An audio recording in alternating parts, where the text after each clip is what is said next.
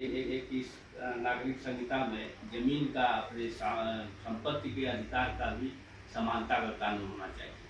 अभी हमारे यहाँ स्वामित्व का जो अधिकार है वो मुसलमान के लिए अलग है, हिंदू के लिए अलग है, ईसाई के लिए अलग है। इस तरह से उसमें डिफरेंशिएशन है। तो वो एक होना चाहिए, संपत्ति का अधिकार की सभी लोगों को एक समान दिया जाए। तो जो आप जमीन खरीदते हैं तो रजिस्ट्री कराते हैं, वो रजिस्ट्री आपके स्वामित्व का ट्रांसफर होता है, आपको अधिकार देता है कि आप इस जमीन के मालिक हो। तो वो जो एक्ट है जिसके तहत ये प्रावधान है कि ये कैसे करता है, सरकार कैसे करती है, तो रजिस्ट्रेशन एक्ट बना 1908 में, और उस पर जो रेवेन्यू लगता है, टैक्स लगता है, वो स्टाम्प टैक्स के रूप में वसूला जाता है। तो वो कानून है 1899 का स्टाम्प।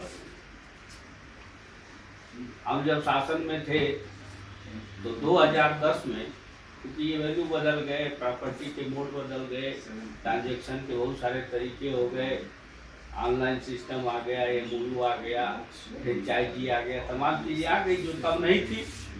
तो ये हुआ कि भाई अब इस तरह की डीड्स को कैसे तैयार किया जाएगा, कैसे ट्रांजेक्शन को रजिस्टर किया जाएगा, उसको कैसे स्टाम्पिंग किया जाएगा। तो 2010 में स्टाम्प और रजिस्ट्रेशन विभाग में कमेटी बनाई गई, एक्ट बना दी गई। तो काफ़ी मशक्कत के बाद वो नया स्टाम्प अधिनियम 2010 बना। फिर स्क्रीनिंग कमेटी में हम रखे गए। जब उसको देखने लगे तो ये था कि तो पहले वाले से भी बहुत गड़बड़, इसमें तो इतनी कमियां हैं, इतनी त्रुटियां हैं कि यदि ये लागू कर दिया जाए तो हाहाकार मच जाएगा। तो वो लागू ही नहीं हो पाया। तो आज तक हमारी जो मेधा है हिंदुस्तान की, हम लड़ते तो बहुत हैं अधिकारों के लिए और धर्म के लिए और पार्टी के लिए, राजनीति के लिए, वोट के लिए, लेकिन कह दिया जाए कि जिसके लिए आप लड़े वो बना के दे दो, हम देख लेते हैं, लागू कर देते। सरकार को बना के दीजिए। समान नागरिक संहिता क्या होनी चाहिए? इतने बड़े हिंदुस्तान में बुद्धिजीवियों की भी फौज है, विचारकों की भी फौज है, बहस करने वालों की तो कमी ही नहीं है। रोज सारा टीवी खोलिए तो खाली यही बहस चल रही है इस समय टीवी चैनल पर। लड़ाई क्या हो रही? कांग्रेस और भाजपा की, सपा की, सब पार्टी लड़ रही है। जैसे लग रहा है भाजपा जो है बहुत बड़ा कोई वो करने जा रही है कि ऐसा समान नागरिक संहिता लागू करके पूरे अन्य धर्म के लोगों को जेल में भेज देंगे। कांग्रेस उनकी सुरक्षा में खड़ी है। ये ओवरऑल वोट की राजनीति है। इसको हर इशू पर वोट की राजनीति नहीं होनी चाहिए। आप सोचिए कि देश के लिए कितना जरूरी है, और हमें ये सोचना चाहिए, हम एक ही पॉइंट, एक धारा बना दे, कोई एक धारा ही बना दे, एक आदमी धाराओं का संकलन करके भारत वर्ष कांग्रेस। तो आप दे दीजिए प्रधानमंत्री जी को, हम लोग दे आएंगे, दत्ता जी दे आएंगे, लीजिए। हमने तो कौन बनाता है? अधिकारी। जो उत्तराखंड में बन रहा है, आप पता के लिए कमेटी किसकी बनी है? अधिकारी ही बनाते, जिसको सब लोग पानी पी पी कर आते हैं, भ्रष्टाचार का आरोप लगाते हैं। अधिकारी रात दिन मेहनत करके और कोई भी कानून बनाते हैं जो लागू होता है। जो भी सूचना एक्ट ये सब होता है वो बनाते हैं, रात दिन खोपड़ भंजन करते हैं। कोई आदमी उनको सहयोग नहीं करता। हर जिले में वो जो डीएम के माध्यम से भेज सकते हैं अपनी बात, आप बना के दे दीजिए जिलाधिकारी महोदय को, उस कमेटी के पास भेज देंगे जो देश स्तर पर गठित है, ये हमारा जिले से आया है। लेकिन कोई नहीं जाएगा, किसी को मतलब नहीं है, लड़ने के लिए सब तैयार। होता क्या? देखिए, समान नागरिक संहिता कुछ नहीं है। धर्म समाज को संचालित करता है। समाज कभी अपवर्ड नहीं चलता। जब एक बार एक व्यवस्था स्थापित कर दी गई है तो समाज की गति जो है डाउनवर्ड चलती है, पतन की तरफ अग्रसर होता है। फिर कोई आता है महापुरुष जो फिर उसको खींच के वहां ले आता है। उसके जाने के बाद वो फिर शुरू हो जाता है। आप देख लीजिए, धर्म की स्थापना जिन जिन लोगों ने किया, हमारा सनातन धर्म तो ईश्वर प्रदत्त संरक्षित है, लेकिन बौद्ध धर्म की संरचना किया गौतम बुद्ध ने। उनके जाने के बाद क्या हुआ? नीचे जाने लगे। मुस्लिम धर्म की स्थापना किया मोहम्मद साहब ने। उनके जाने के बाद कई पीढ़ियों तक चला, काफी वर्षों तक, 100 वर्षों तक चला। लेकिन फिर क्या है, डिटोरिएशन है। हिंदू धर्म में भी डिटोरिएशन है। ये कटु सत्य है। वैदिक कालीन जो हमारी व्यवस्था बनाई गई थी वह सर्वोत्तम थी, समान थी। वहाँ स्त्री पुरुष को भी समान उस युग में दिया गया था जब हमारी भारतीय संस्कृति शुरू हुई थी, प्रारंभ हुई थी। आज से कई हजार साल पहले वेद को पढ़िए, उस समय की व्यवस्थाओं को पढ़िए, उस समय की सामाजिक स्थितियों को देखिए, तब स्त्री पुरुष को समान अधिकार प्राप्त था। किसी भी जातिगत विवाद नहीं था।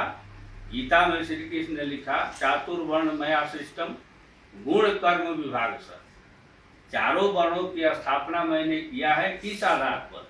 गुण के और कर्म के आधार पर। जिसका जैसा गुण वैसा उसका वर्ण, और आवर्जन भी था उसमें। ऐसा नहीं था कि आप ब्राह्मण है तो ब्राह्मण रहेंगे। यदि आप क्षत्रिय उस गुण के लायक हो गया तो ब्राह्मण वर्ण में आ जाता था। ब्राह्मण पतित हुआ तो शूद्र वर्ण में चला जाता था। वैश्य यदि विज्ञानी हुआ तो वो ब्राह्मण वर्ग में आ जाता था। क्षत्रिय यदि व्यवसायी हुआ तो वैश्य वर्ण में आ जाता था। ये सब चलता था। ये पढ़े होंगे, आप काफी पढ़े होंगे, सब लोग पढ़े लिखे हैं। लेकिन ये कई वर्षों तक जो आदर्श व्यवस्था चलती रही और समाज को स्वीकार्य हो गई कि अब ये जो वैदिक व्यवस्था है, ये समाज ने इसको पूरी तरह से एडाप्ट कर लिया। वही संविधान था। तो धर्म क्या था? धर्म तब का संविधान था। आज हम संविधान जिसे कहते हैं वही धर्म है, जिसके अनुसार सबको चलना है। वही धर्म है, वही संविधान है। उसी से कितनी मान्यताएं था। आज भी धर्म सम्मत मान्यताएं आप मानते हैं। यदि कहे बृहस्पति को दाढ़ी मत बनाइए तो आप नहीं बनाएंगे, जबकि विज्ञान का तो ऐसे क्या फर्क पड़ता है भाई। लेकिन हम भी मानते हैं विज्ञान पढ़ने के बाद। क्यों? इसलिए कि वो इतना मजबूत उसकी वो थी धर्म की, संविधान की, कि उसका उल्लंघन करने में आदमी डरता था। आज हमारा लिखित संविधान उतना प्रभावी नहीं है। उसे नहीं कोई डरता है। चोर चोरी कर लेता है, उसे पता है कि जेल होगी, फिर भी मार लेता है, हाथ पकड़ा जाता है, पीटा जाता है, बंद किया जाता है, जानता है छूट जाएंगे फिर। लेकिन धर्म की जो मान्यताएं हैं उससे आदमी डरता है। तो इस तरह से अभी हमारी जो लोकतांत्रिक व्यवस्था में स्थापना हुई है वह पूर्ण नहीं है। ये जो कदम है उसी, अब जब वैदिक काल से जब नीचे चले तो क्या हुआ? एक सशक्त वर्ण ब्राह्मण, और दावे के साथ हम कर सकते हैं, किसी को बुरा भी लग सकता है, कि वो समझ गए कि इस व्यवस्था को अपने हाथ में लेने की जरूरत है, पावर, और इस व्यवस्था से जो प्राप्ति, धनोपार्जन, ये सब अपने कंट्रोल में हम कर सकते हैं, क्योंकि हम इस स्थापित वर्ण व्यवस्था में सबसे मजबूत हो गए। तो उत्तर वैदिक काल आ गया। उत्तर वैदिक काल में बदल दिया। जन्म ना जायते ब्राह्मण, एक वाक्य ने ही व्यवस्था बदल दी। पतन शुरू, डिटोरिएशन स्थापित आदर्श व्यवस्था का शुरू। कि ब्राह्मण का लड़का ब्राह्मण ही होगा, चाहे वो बेवकूफ ही हो। क्षत्रिय का लड़का क्षत्रिय ही होगा, चाहे वो डरपोक ही क्यों ना हो। वैश्य का लड़का वैश्य ही होगा, चाहे उसे नोट गिनने बिना। और शूद्र का लड़का शूद्र ही होगा। शूद्र कोई डिटोरिएटेड वर्ण व्यवस्था नहीं थी। तुलसीदास ने लिखा कि सबसे सेवक धर्म कठोरा। सेवा का कार्य भी कठिन कार्य होता है।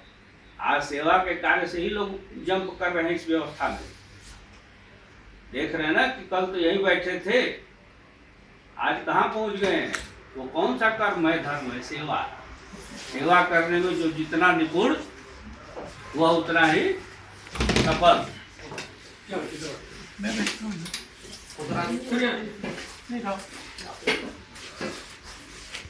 धीरे धीरे जो व्यवस्थाएं डिटोरिएट होती है, उन्हीं व्यवस्थाओं को फिर से उस स्थिति में लाने में का कार्य किया जाता है। जब हमारा लोकतंत्र स्थापित हुआ तो 2-3 बिंदु थे लोकतंत्र की स्थापना में। एक तो भाई बिंदु था कि 370 जो कश्मीर को एक अलग देश बना दिया गया है। भारत का अंग तो कहते हैं लेकिन कानून उसके अलग है। हमारा केंद्रीय सरकार या भारत देश उसको इंटरफेयर नहीं करता, मोटी बात है। तो क्यों बना दिया भाई, उसे हटना चाहिए। अयोध्या में राम मंदिर की लड़ाई कितनी लंबी चल रही तो बनना चाहिए। धर्म से जुड़े हुए हमारे आदि देव हैं, घर घर में जिनकी पूजा होती है, हमारा मन हमारा तन आस्था से जुड़ा हुआ है, जिससे उस मंदिर को बनाने के लिए इतनी लड़ाई की कोई जरूरत है। जबकि ये सभी जानते हैं कि वहीं अयोध्या में राम जन्मे हैं, और ये भी मालूम है कि बाबर उनके बाद पैदा हुआ था, और ये भी स्थापित था कि वो मंदिर तोड़ के मस्जिद बनाई गई थी। इसमें कौन बहस की जरूरत है, कितने साल मुकदमे थे, छोटी सी बात तुरंत हो सकती है। उसी तरह ये है कि भाई हिंदुस्तान में आज का देश नहीं है, यह सनातन देश है। इस देश में अनादिकाल से विभिन्न धर्मों के लोग रहते हैं, विभिन्न भाषा संस्कृतियों के लोग रहते हैं, विभिन्न सामाजिक संहिताओं से संचालित ये देश है। घर घर में कहा जाता है ना, कोस कोस पर पानी बदले 3 कोस पर पानी। यहाँ तो हमारा गांव का, हम पूर्वांचल के हम लोग हैं, हर जिले में भाषा बदल जाती है, थोड़ा थोड़ा फर्क आ जाता है। फिर भी ये संगठित देश अनादिकाल से हमारे पुरुषों ने, हमारे मनीषियों ने, हमारे चिंतकों ने एक स्थापित धर्म की व्यवस्था, सामाजिक व्यवस्था करके संचालित किया। लेकिन आज जब हम जागरूक विश्व में प्रविष्ट हैं, शिक्षित हैं, चिंतनशील हैं, और विभिन्न धर्मों के कुछ आगे जिनको भी हमने आत्मसात किया। मुस्लिम धर्म तो बाहर से आया है ना, ईसाई बाहर से आए हैं, लेकिन हमने तो उसी अपनी परंपरागत स्थिति सबको आत्मसात कर लिया, भाई भाई। तो हमने जब माना कि आप हमारे भाई हो, तो आपका धर्म भी है कि हमारे भाई भातृत्व की तरह ही रहो।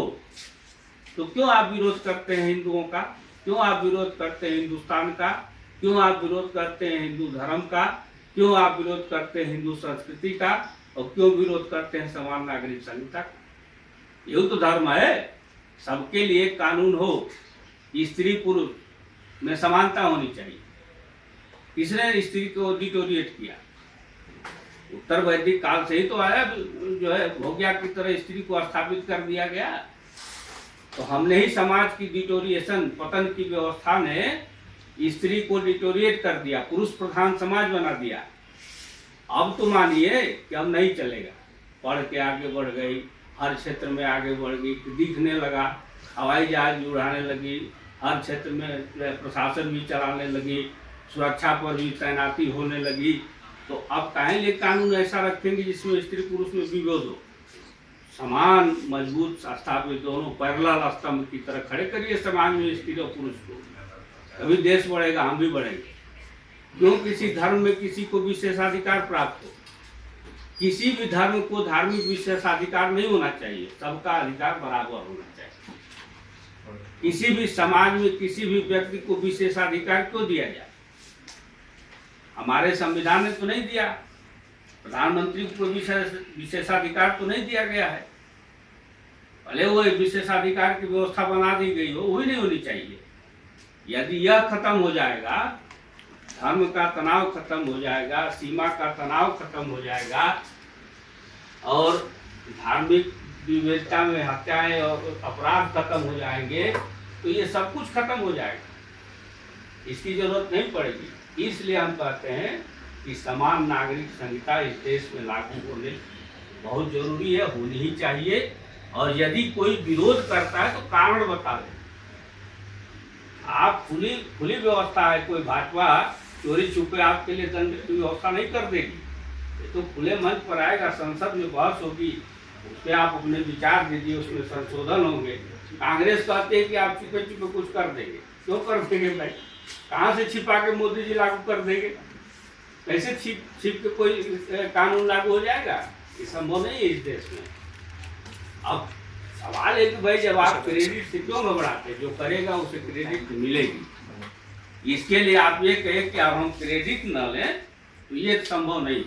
इसलिए हमारा ये विचार है कि हम कानून बनाएं इसी से जैसे तुमने शुरू किया, यहाँ बहस भी आज शुरुआत हुई है, दिमाग लगाएं कि इसमें क्या होना चाहिए और आचार संहिता लागू होनी चाहिए।